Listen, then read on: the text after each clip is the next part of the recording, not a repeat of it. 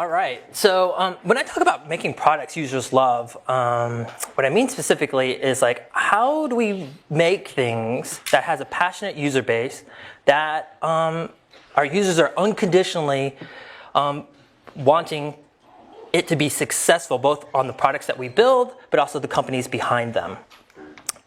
We're going to go over tons of information.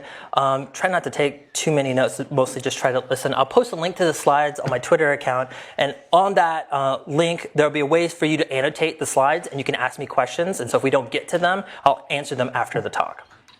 So you guys have been listening to and hearing a lot about growth over the last several weeks. And to me, I feel like growth is usually fairly simple. It's the interaction between two sort of concepts or variables, conversion rate and churn, right? And the gap between those two things pretty much indicate how fast you're going to grow. Most people, especially business type people, tend to look at this interaction in terms of a very calculated and a mathematical sort of way. And today I sort of want to talk about these things at a more human scale. Right? Because at a startup, when you're interacting with your users, you have a fairly intimate interaction that you have in the early stages. And so I think there's a different way of looking at this stuff in terms of how we build our products. And we'll look at a lot of different examples of that and how it's executed well. My philosophy behind a lot of things that I teach startups is the best way to get to sort of $1 billion is to focus on the values that help you get that first dollar, to acquire that first user. If you sort of get that right, everything else will sort of take care of itself. It's a sort of faith thing. So I came to be a partner at YC by way of being an alumni. I went through the program in winter of 2006. So it was the second ever program. And I built a product called Wufoo. Wufoo is an online form builder, helps you create contact forms and online surveys and simple payment forms. It's basically a database app that looks like it's designed by Fisher-Price. What's interesting, though, is that because it was fairly easy to use, we're had customers from every industry, market, and vertical you can think of, including a majority of the Fortune 500 companies out there. Ran that company for 5 years, and then we were acquired by SurveyMonkey in 2013. And at the time, we were a very interesting acquisition. We were only a team of 10 people at the time, and while we acquired funding out here in Silicon Valley through Y Combinator, we actually ran the company from Florida. We had no office. Everyone worked from home. And we're an interesting outlier. So each dot here represents a startup that exited through IPO or acquisition. And we're this outlier to the left. The bottom is the funding amount they took, and the vertical axis is the valuation of the company at the time. To sum it up, the average startup raises about $25 million. And their return to their investors is about 676%.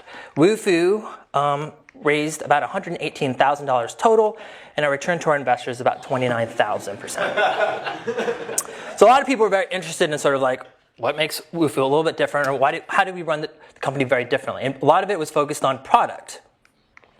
We weren't interested in building software that, I guess, that just people wanted to use, right? That reminded you that you worked in a cubicle, because it was a database app at its sort of core. We wanted a product that people wanted to love, that people wanted to have a relationship with. And we were actually very fanatical about how we approached this idea at the point where it was almost sort of in a sort of sciencey sort of way. So what we said was like, okay, what's interesting about startups in terms of us wanting to create things that people love is that love and unconditional sort of feelings are things that are difficult for us to do in sort of real life. And at startups, we have to do it sort of at scale. So what we decided to do was start off by just looking at like, okay, how does real relationship work in the real world, and how can we apply them to sort of how we run our business and sort of build our product that way? So we'll go over basically these two metaphors: acquiring new users as if we're trying to date them, and existing users as if it was a successful marriage. So when it comes to dating, a lot of the stuff that we uncovered had to do with first impressions. All of you often talk about your relationships in terms of the origin story. If I asked you to tell me about the first kiss, how you sort of met, how you proposed, these are the things that we say over and over and over again. They're basically the word of mouth stories of our relationships. And they're the same kinds of things that we do with companies. Human beings are relationship manufacturing creatures. We cannot help but create and anthropomorphize the things we interact with over and over again. So whether it's the cars we drive, the clothes we wear, the tools and softwares we use, we eventually prescribe characteristics to it, a personality, and we expect it to behave a certain way, and that's how we sort of interact with it. Now, first impressions are important for the starting of any relationship because it's the one we tell over and over again, right? And there's something special about how we regard that origin story. I'll give you an example. If you're on a first date with somebody and you're having a nice dinner and you catch them picking their nose, you are probably not going to have another date with them, right? But if you're married to someone for about 20 to 30 years and you catch them on the parking larger digging for gold, right? You don't immediately like call your lawyer, right? And then say like, we have a problem here. I need to start drawing up papers for divorce. You shrug your shoulders and say, at least he has a heart of gold. So something about first-time interactions means that the threshold is so much lower in terms of pass-fail. So in software, and for most products and internet software that we use, like first impressions are pretty obvious. And they're the things that you see a lot of companies sort of pay attention to in terms of what they send their marketing people to work on. My argument for people who are very good at product is they discover so many other first moments, and they make those something memorable, right? The very first email you ever get from a piece of software, what happens when you first log in, the links, the advertising, the very first time you interact with customer support. All of those are opportunities to seduce. So how did we think about sort of like making first moments on there? And we actually took this concept from the Japanese. They actually have 2 words for how to describe things when you're finished with them, in terms of saying like, is this a quality item? And the 2 words of quality are atarime hinshitsu and miryū kateki hinshitsu. And the first one means taken for granted quality, basically functionality. And the last one sort of means enchanting quality, right? Take, for example, a pen, right? Something has miryū kateki, right? If the weight of the pen, the way the ink flows out of it, the way it's viewed by the people reading the handwriting from the pen is pleasurable both to the user of the pen and the people who sort of going to experience the byproducts of it, right? Taking it to the sort of next level. Start with some examples. So this is Wufu's login link, and it has a dinosaur on it, which I think is awesome. But if you hover over it, the spec has the added benefit of having a tooltip that doesn't explain you like how to log in and what it does, but basically RAR. And what we noticed about this, like in early usability studies, as like this put a smile on people's faces, like hands down, right? Universally. And I think a lot of times when we are assessing products, we never think about like, hey, what is the emotion on the person's face when they interact with this? This is Vimeo's login page. This is actually a couple iterations ago. It's one I find to be the most beautiful. But it lets you know that when you're starting out on this journey with Vimeo, that this is going to be something different. They do this all over the app. If you search for the word fart, as you scroll up and down, it makes fart noises as you do this, right? There's something different. Like this site interacts with you. It's a little bit magical. It's a little bit different. And it's something that you want to talk about. You don't have to always do it with design. This is the sign-up form for Cork, which used to be a social network for people who love to drink wine. On it, it says email address. It's also your sign-in and it has to be legit. First name, what your mom calls you. Last name, what your army buddies call you. Password, something you remember but hard to guess. Password confirmation, type it again, think of it as a test. It's literally a poem as you fill out the form, right? And this is the kind of like thing where you're like, oh, I like the people behind this. I'm going to enjoy this experience. Now, what does it say when you fill out a form like this, right, on Yahoo, about what the personality of this site is going to be? And what's disappointing to me is like Yahoo forces every product and service under them to use this exact same login form. Flickr, I thought had one of the best sort of call to actions. It was, get in there, right? This is Heroku's sign-up page. I think this is an older version. But what's remarkable about it is that what you start getting a feel for is like, oh, scaling up my sort of server and back-end services is as easy as just sort of dragging up and down different sort of knobs and levers. It's going to be beautifully used, and it looks fairly easy to scale. Since we're in a room full of computer science people, I think you'll appreciate this. This is Chocolat. This is a code editor. And they only have one call to action. When the time limit is up, they said, everything in terms of all the features are exactly the same, except we change the font to Comic Sans. And what they're basically saying is like, hey, we know who our users are, who our real customers are, and they're going to be the people who care about this. This is Hurl. This is a website for checking HTTP requests. And sometimes the places where you get errors are opportunities for first moments. If you hit a 404, this is what you get. When we need help, oftentimes what we do is we create like really beautiful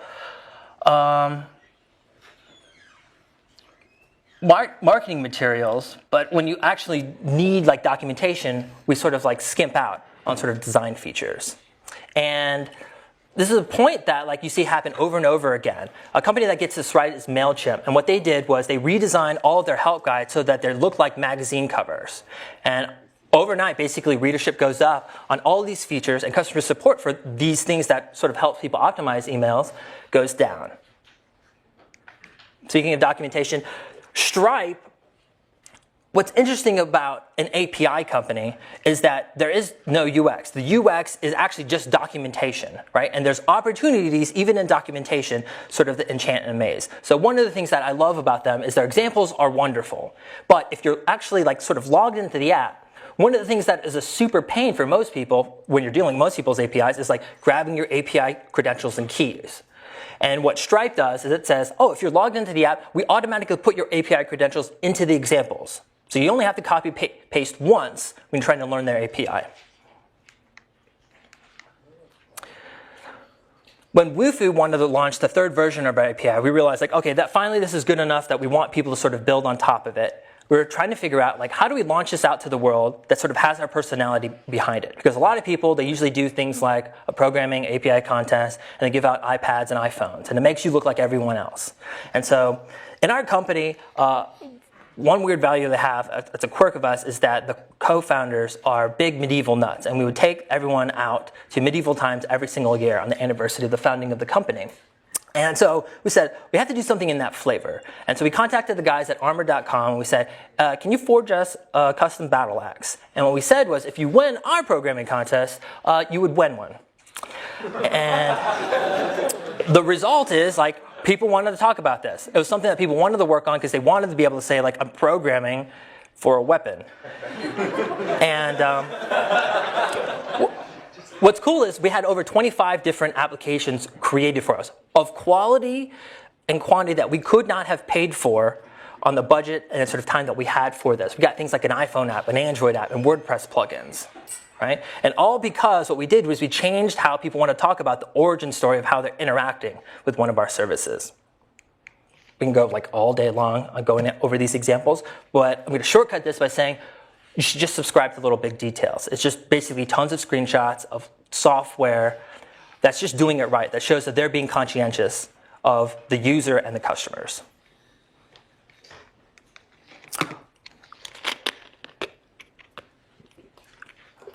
When it comes to long-term relationships or marriages, the only research that we ended up having to read is the stuff that was done by John Gottman.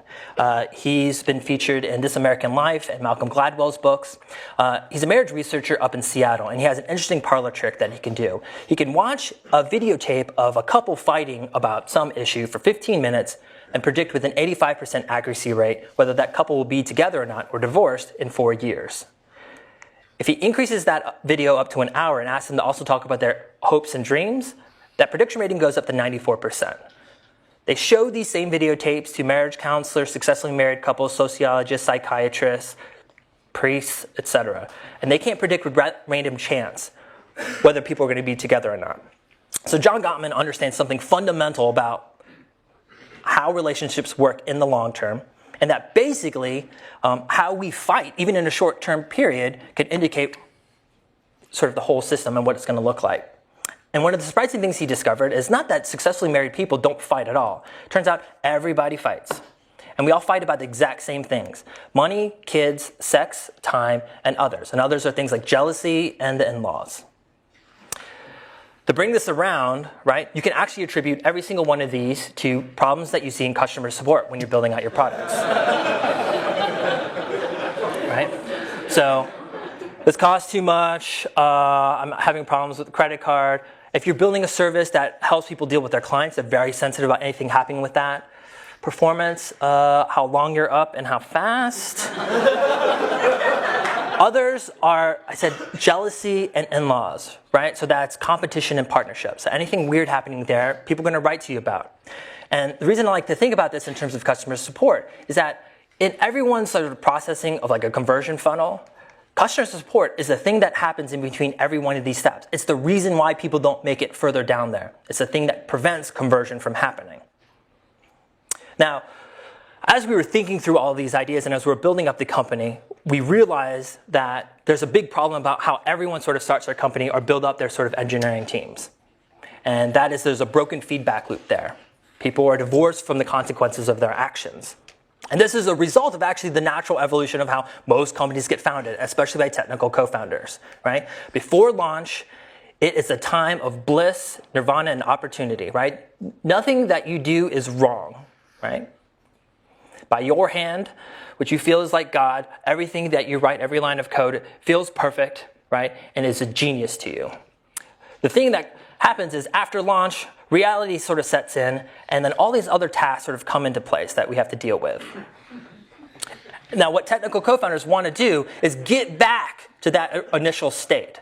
And so what we often do and what we often see is that companies start siloing off all these other things that actually is what makes a startup or a company sort of real, right? And have other people do them. In our minds, these other tasks are inferior, right? And we have other people in the company do them. And so for us, what we're trying to figure out is how do we change software development so that we inject some values that we don't talk about enough. Responsibility, accountability, humility, modesty, right? And we call this, like a lot of other people, we had an acronym, support-driven development. And it's basically very similar to TDD or other agile practice. It's a way of creating high-quality software, but it's super simple. You don't need like a Scrum. You don't need a bunch of Post-it notes. All you have to do is make everyone do customer support. And then what you end up having is you fix the feedback loop, right? The people who build the software are the ones supporting it, and you get all these sort of nice benefits as a result. So one of them is support responsible developers and designers and people who build the stuff. They give the very best support. Now, we're not the first person to think of this. Paul English was a big proponent of this at Kayak. And what he did was install a red customer support phone line in the middle of the engineering floor. And it would just ring with customer support calls. And people would ask him oftentimes, why would you pay engineers $120,000 or more to do something that you can pay other people a fraction of?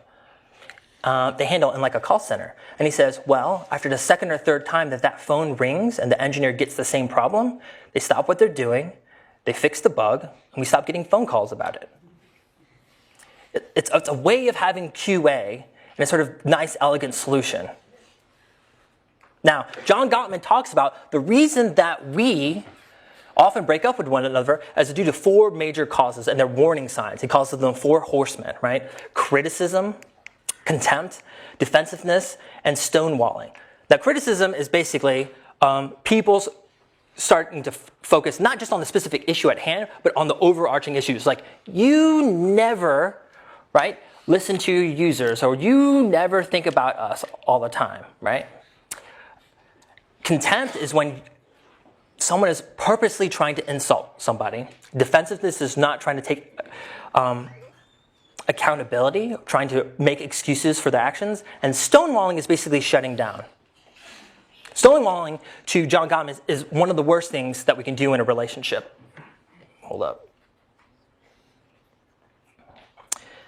And oftentimes, we don't worry much about this in customer support, criticism and contempt, right? Defensiveness, you see this all the times in companies, especially as they get older. But stonewalling, this is something I see happen with startups all the time. You get a bunch of customer support sort of coming in, and you just think, I don't need to answer it. I don't need to respond, right? And that act of just not even getting back to them is one of the worst things you can do. And it's probably some of the biggest causes of churn in the early stages of startups.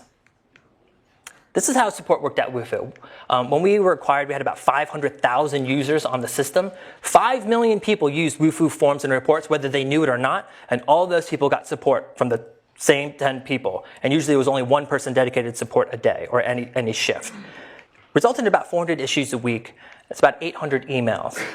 But a response time from 9 a.m. to 9 p.m. was between 7 to 12 minutes, right? And from 9 p.m. to midnight, it was an hour. And then on the weekend, it would be no longer than 24 hours. And we carried this up all the way up to this scale. What a lot of people forget about and often talk about with Airbnb is how, like, oh, they did this interesting thing where they went up to New York and offered like professional photographers, and the founders would go out there and actually take pictures of the people's apartments to help them sell more, focusing on the stories around conversion. What most people don't realize is a lot of times when I saw Joe in the early days of Airbnb, he had a phone sort of headset stuck to his head all the time because he was doing phone support nonstop. Turn is a story that we don't like to talk about all the time. Airbnb's sort of growth really started picking up once they figured out how to match capacity to the demand or the phone calls they were getting into their support system.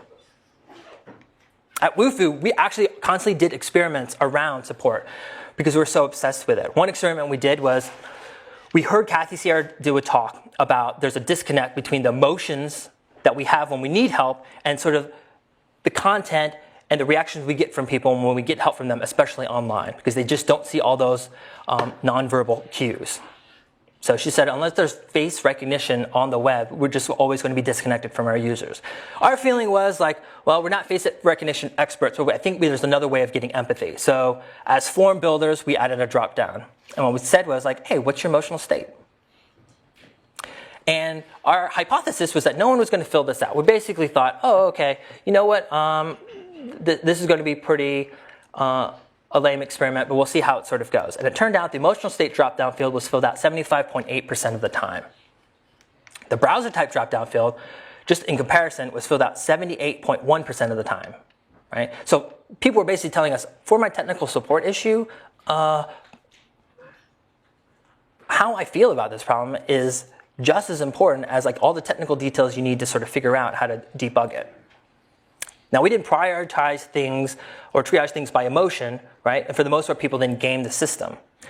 One of the interesting byproducts of it was that we noticed that people started being nicer to us in the customer support. It was something sort of subconscious. We just were thinking like, wow, our users are so much better now. What's going on? And we went back and looked at the data and we did some text analysis. And what we realized is that, oh, when it comes to only communicating with people over written words like email, there's only 3 ways that you show strong emotions, right? Exclamation marks, curse words, and all caps. And sure enough, on all 3 of those metrics, they've gone down in sort of the way people were talking to us in the customer support. Once people had a simple outlet for their emotions, right, people would be a lot more rational, and it made our jobs a lot more pleasant as a result. The other byproduct that is awesome is that you actually build better software when you do this. Far better software. This is actually backed up by tons of research. Jared Spool at User Interface Engineering, which is sort of the big players in this space, says like there's a direct correlation to how much time we spend directly exposed to users and how good our designs sort of get. He says it has to come in a specific way. It has to be direct exposure, right? It can't be something where someone generates a report or through a graph. You have to be interacting with them somewhat real time. It has to be a minimum of every 6 weeks, and it has to be for at least 2 hours. Otherwise, your software will get worse over time. Our developers, our people who are on Wufoo, we're getting exposed to our users 4 to 8 hours every single week. And what it does is it changes the way you sort of build software. Jared Spool has another way of talking about how we build products, right? And let's imagine that this represents all the knowledge needed to sort of use your app on a spectrum, right? This is like no knowledge, right? And this is all the knowledge needed, right? And these 2 lines are pretty much your interaction with users, what you're trying to get them to. This is currently where their knowledge point is, and this is the target knowledge point that you're trying to get them to understand and use your app. The gap between those is called the knowledge gap, Jared Spool calls. And what's interesting about this is there's only 2 ways, right, to sort of fix this. That gap represents how intuitive your app is. Right? You either get the user to increase their knowledge, or you decrease the amount of knowledge that's needed to use your application. And oftentimes, as engineers and people who build and work on products, we think, let's add new features. And new features only means let's increase the knowledge gap. So for us, we actually focused a lot on the other sort of direction. And so what that meant is we spent a lot of time, 30% of our engineering time was spent on internal tools to help with our customer support stuff. But oftentimes, it was spent helping people help themselves. Things like frequently asked questions, tool tips, things like if you just click the help link, right? Instead of taking you to the generic help sort of documentation page, you go to the specific page where you're looking at that's going to be most sort of appropriate for what you're working on. We redesigned our documentation over and over again, A/B tested it constantly. One iteration of our documentation reduced customer support by 30% overnight. It's one of those things where, like, overnight, all the people that work on the product immediately had 30% less work to do. Now, what happens if you have everyone work on customer support constantly and thinking about it in terms of a remarkable way? Well, I talked a lot about, in the very beginning, growth is a function of conversion and churn. This is Wufoo's growth curve for the first 5 years, right? What's interesting is we paid no money on advertising, on marketing. All of it was done by word of mouth growth, right? And the interaction between like new users and downgrades are this. It's so slight what it takes, that gap, making that sort of work. And what a lot of people keep forgetting is that there's almost no difference between an increase in conversion rate, 1% increase, and a 1% decrease in churn. They do exactly the same thing to your growth. However, the latter is actually much easier to do. It's much cheaper to do in your apps. And a lot of times we neglect this to way far along, right? And we usually have our B team works on these sort of products and services. This is actually not the graph that we track most of the time at Wufoo. It's not even the one I'm proud of. This is the one I'm proud of. Because even though we had this sort of nice, awesome curve of growth, this is what allowed us to scale. Keep the company small, have an awesome culture. And that required doing a lot of these things to help people sort of do what they need.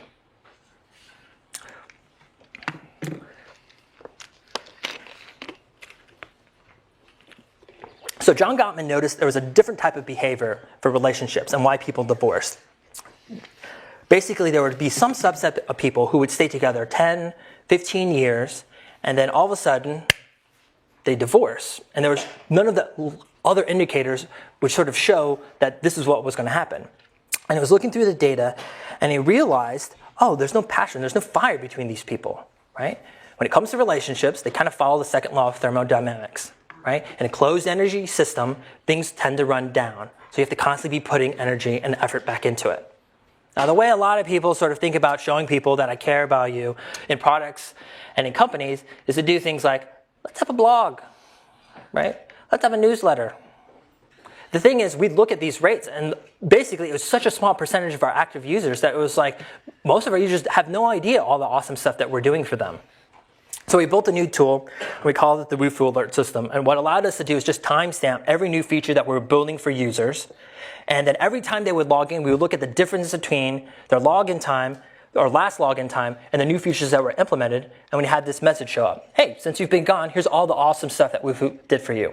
Hands down, this was the most talked about feature I've ever had every time I went out to talk to users, right? They'd say like, dude, I love that since you've been gone thing. Even though I pay the same amount every single month, you guys are doing something for me almost every week. And it's totally awesome. It makes me feel I'm getting maximum value. The other thing that we did, in addition to having everyone support the people that paid their paycheck, is have them say thank you. And this was a large part due to us injecting sort of humility and modesty into sort of the equation. Every single Friday, we would get together and we'd just write simple handwritten thank you cards to our users. And I know there's tons of people who would not be sort of excited about doing this, but it was a ritual that made sort of all the difference in terms of like having a team that was very tightly knit also, and working on stuff that they really cared about. They always constantly knew what the mission was for and why we sort of did what we did. These aren't fancy thank you cards, right? They're just simple, like handwritten stuff on an index card. We threw in a sticker and slapped on a dinosaur on the front of it. And what's interesting is we started this practice as a result of the early days of starting Wufoo. Chris, Ren, and I were talking, and we're trying to figure out what are we going to do to sort of show our users that we appreciate them around Christmas. And he Chris came up with this idea where he said, hey guys, so a couple years ago, my mom made me write thank you notes to all my relatives for my Christmas gifts, and I didn't really like to do it, but the following year, all my presents were super good. So I think we should try this for our business and see how it goes. So that first year, we wrote handwritten Christmas cards to all of our users that first year. Second year rolls around, and we have too many customers, and it's still just the 3 founders. And we were going we're kind of screwed. I don't know what we're going to do. And we read a book called The Ultimate Question, and in it, he talks about, hey, just focus on your most profitable users. If you just send them and take care of them, things will work out. So we're like, all right, that makes sense. That's scalable. So that year, we only write to our highest paying customers. And the January rolls around that second year, and one of our longtime loyal users writes us, and he's basically like, hey guys, I really love that Christmas card you sent me the first year, and I just wanted you to know I haven't received my second card yet, and I'm just looking forward to it. I know you didn't forget about me. Thanks a lot. So we're like, fuck, because best way to sort of exceed expectations is not to send any to begin with. So we were sort of in this conundrum. And what we decided after thinking about it for a while is that we need to stop doing it just one time a year. It needs to be something that's part of the culture, happens every sort of week even. And even though we'll never catch up to all of our customers, just the practice of doing it will make all the difference. I talked a lot about a bunch of lovey-dovey stuff and sort of touchy-feely things that I think a lot of engineers don't like to think about too often. And so I'll end on some sort of hard business data or research. There's an article that was put out by the Harvard Business Review several years ago by Michael Treacy and Fred Wazirman, and in it they talk about the discipline of market leaders. They say there's only 3 ways that you achieve market dominance, and depending on how you want to achieve that market dominance, you have to organize your company in a very specific way. Best price, best product, the best overall solution. If you want to be the best price out there, you focus on logistics, so Walmart and Amazon. If you want to be the best product out there, you focus on R&D. Apple's usually a quintessential example of that.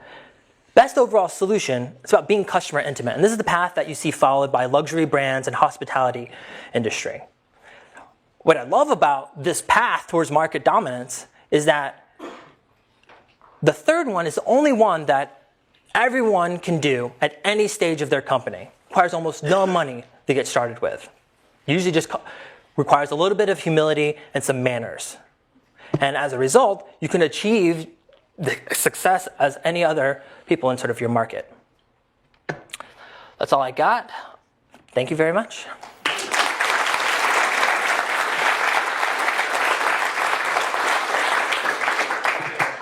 Yeah, let's take some questions if you guys have any. Right in the back there. Building products that users love, you might have multiple different types of users. How do you build one product that all users love? Maybe there's a feature that one really likes but detracts value from someone else. All right, so what do you do when you have a product with lots of different type of users, right? Some users will love one thing and another will another.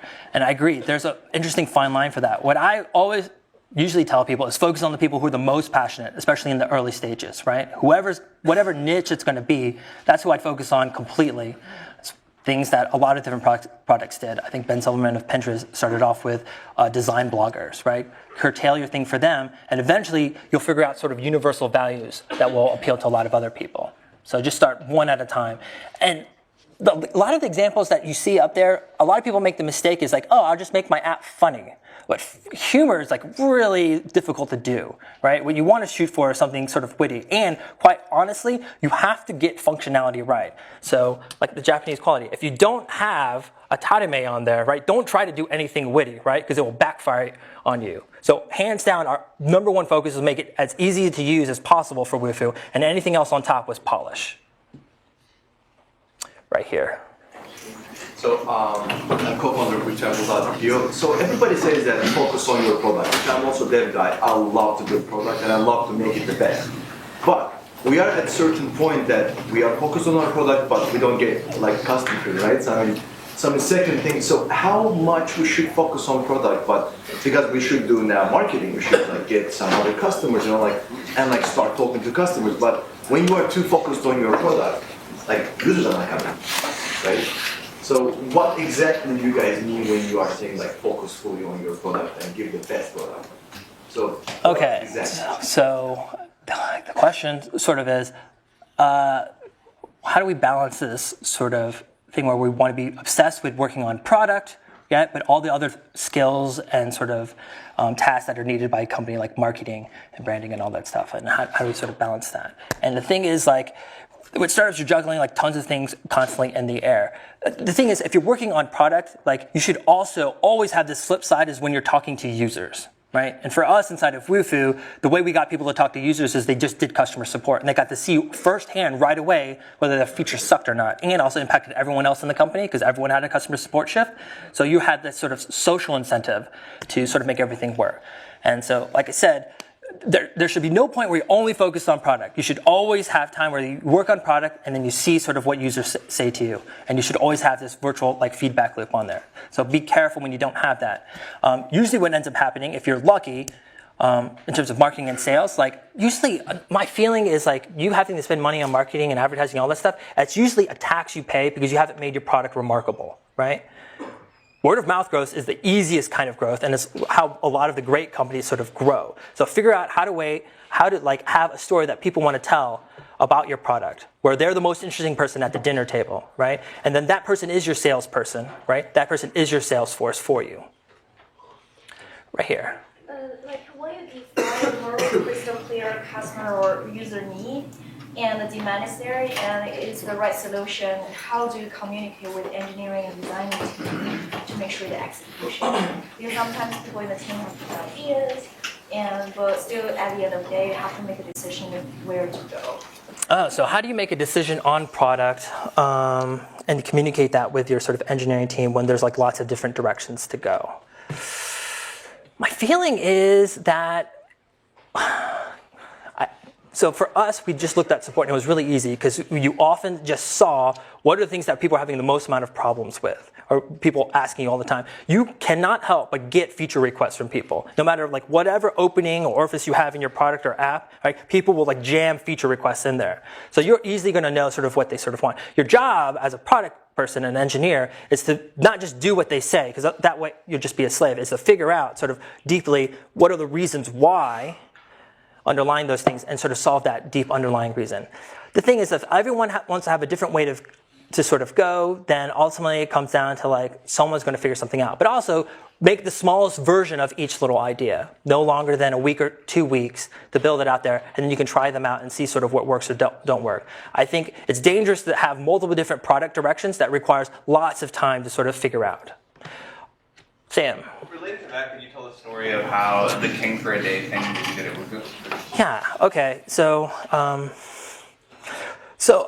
I don't like hackathons. I think they sort of suck in terms of the ones done inside of companies because you spend like 48 hours like working on something really hard that you're sort of passionate about, and 99% of them never make it to production, right? And it's sort of like super sad. So for us, we like flipped it on its head, and we came with an idea we called King for a Day. And it actually worked over the weekend. But how it worked is someone randomly in the company got drawn, and they got to be the king. And the king got to tell everyone else what to do on the product. So everything that was bothering them about Wufoo, about the customer support stuff, or some feature they really wanted to have built, they got the engineering resources, the marketing resources, the advertising resources of everyone inside of the company to make it sort of happen. And of course, we'd work with them to figure out like what can be actually done in 48 hours. But we would do this 1 to 2 times a year, and it was like a huge hit, and it was a boost to morale, because what people most love is like working on things where it's like, oh, I made a difference to the app, right? And so for us, that's one way that we would like sort of divide time for like product direction. It's like sometimes the people that work for you, they have a strong opinion about where it should go, and it's a good way to sort of democratize it a little bit by rotating it around. Yes? You said you guys all work from home. It usually seems like a nightmare. You didn't have an office. How did you make that work? Okay, so we all work from home. So I will tell you this. We all still work within the Tampa Bay area. We would allow anybody to work from anywhere, but usually as we tried to recruit them, they'd sort of meet our team, and they just decide, okay, we just want to come and move here anyway. Remote working is especially tricky. A lot of people like to romanticize it, especially people who are like employees. But the thing is, an office gives you a lot of sort of benefits, right, and efficiencies that you now have to compensate for when you have remote working. But remote working also have these other sort of efficiencies in place. For example, I don't have to worry about my employees losing 2 hours of their day to commuting, for instance. So the biggest thing that we had to do for remote working is to respect people's time. And so the way we had it set up is we actually had a 4.5-day work week at Wufu. Half day on Friday was for all the meetings and stuff. We said like no biz dev meetings, no talking with other outside parties. They all have to be done on Friday on that half day. They couldn't be done in the middle of the week. And then also 1 day of everyone was already dedicated to customer support. So everyone in our company effectively only had 3 days each week to actually build or work on whatever they were doing. But I actually firmly believe that if you have 3 solid days, right, 8 to 10 hours, where you're only working on what you need to build, you can get a ton of shit done. And so what we said was, you have to respect everyone's time during that 3-day period, if they're in that 3-day period. And what we came up with is a 15-minute rule. And the way it worked is, you can have a discussion, like a chat or a phone call or whatever with someone, but it could go no longer than 15 minutes. So if you have some complicated issue that you couldn't figure out, we'd say, at 15 minutes, you are to immediately table that item, right? And have us discuss it on Friday, and you move on to the next item on your list, right? To enhance productivity. More often than not, I would say 90% of the time, the item never got brought up on Friday. Because usually what would happen is people would sleep on it, and then they would just magically say like, hey, I found a solution, or like, hey, that's not a big problem whatsoever. Because most problems inside of company, they don't need to be solved in real time or right away. The only things are when like the site is down or payments aren't working, right? Everything outside of that is basically kind of luxury. So focus on your priorities as much as possible. And as a result, our 10-person team did far more than many, many other companies as a result. But it takes extra work to make remote working happen. We are an extremely disciplined sort of team, and I would have to say there's almost not many YC companies that actually have been able to replicate sort of what we do. I think there's only 2 other companies, I think, in YC that sort of have the same sort of disciplined working style. It takes more work in a very different fashion, right? An office allows you to be a little bit lazier, right, in terms of all these things around productivity. Okay. Over here. Right. Just to build off that question, as the leader of the team, how did you manage to instill a company culture, right? And also like have accountability for your employees, especially because they're in the same working space. Okay. How do we set up accountability for employees as a manager? All right. So at Wufu, we were profitable 9 months after launch, so we had profit sharing, right? And so it makes incentives pretty simple and clear. It would be a multiple of whatever bonus pool that we sort of had, and the performance measures would be based on sort of how they did in customer support, right, on their duties there, and sort of what they said they were wanting to accomplish or do. I don't like process, and I don't like lots of tools to help get people to be productive. So the only thing that we had for helping people manage sort of their projects is to-do lists. And that is like simple text files that we shared in a Dropbox account.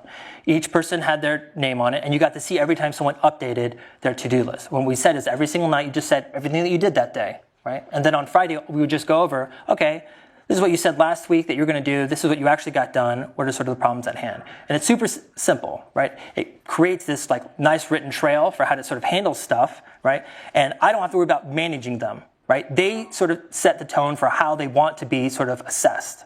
And it makes it really simple. And for people who are excellent at what they do, right, it works very, very well. And then when you actually have problems, it's very easy to fire people.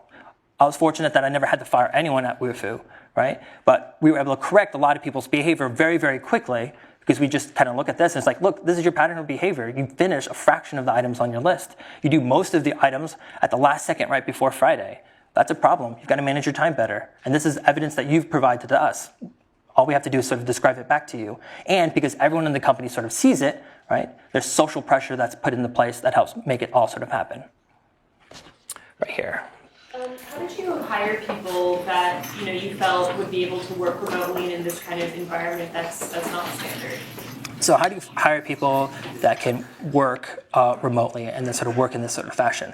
So pretty easily, you have them work on a side project for you. So you contract them out and they have to work remotely as such. Usually the project I like to have them work on is about a month long, right? I could do things much faster for a week, but usually get a good sense of like how well people sort of manage themselves and work on things from a project like that. So that was always the first assessment. Like we never did anything just by interviews. The other thing we had to sort of screen them for is their ability to do customer support, because not every engineer sort of has the empathy skills to handle that stress. So sometimes I would have people write breakup letters to me, right, in an interview, and just like, hey, pretend like you have to break up with me. You have 15 minutes to write it on there, and you can only write by hand. What are you gonna say? And so you get a good sense of sort of their writing skills, because like 90% of what you do in customer support is tell them bad news, like we don't support that feature, sorry, that's not going to work, or it's not going to be available. And so people have to have sort of tact at that. How about one more question? One question, right here, the glasses. Cool. So it seems like you have all these like tricks and experiments that have really helped the company. Do you have any stories of ones that didn't work out? I have all these tricks and experiments to help the company. Are there any ones that didn't work out? All right, I'll talk about one. So one of the things that we did early on to try to motivate ourselves was try to get, like we understood this idea of like crunch mode and that it's really bad for people. Like if you're doing a subscription business, you need people to last for the long term. And video games, a lot of times they like crunch people all the time for like a specific deadline, or have multiple sprints every 2 weeks, and you have to shoot up to this deadline, and it's like exhausting. And so because what ends up happening is like you might get an increase in productivity, but the recovery period that you need for people is always greater, right, than the productivity you gain. And in a company where you need everyone doing customer support and being on their game and constantly pushing out features, you don't have time for recovery. So we were thinking about, okay, we want to build like a company vacation into how Wufoo sort of works to reward our users every single year. And we said, okay, if the vacation is sort of built in there for the recovery, we can have one crunch period, right, before that vacation set up. And we'll just only do customer support that will sort of scale with people. So the way we did the very first crunch mode is that it was just between the 3 founders. And we had each of us draw up a 10-item to-do list. That would be fairly aggressive. And the first person to get through 7 of their items would win. And the last person to get through 7 of their items would become what we called trip bitch. And trip bitch meant that you carried the other person's luggage and got people drinks when you're on the company vacation. So we did that. And during that period, everyone was like pretty excited about it and motivated. And the winner got to choose the next company vacation the following year. And then all of a sudden, Ryan had basically poorly estimated the items on his list. And he realized very quickly, I'm going to fucking lose. And so he was just like, I give up. And he just sort of stopped. So crunch mode turned out to be blah mode for him, because he knew he was going to lose and became pretty demoralized. So as a result of doing that, we decided not to do it in that similar fashion anymore. So good idea that we like to talk about, but it's one that we never did again. All right, guys, thanks a lot. You can email me at kevin@ycombinator.com.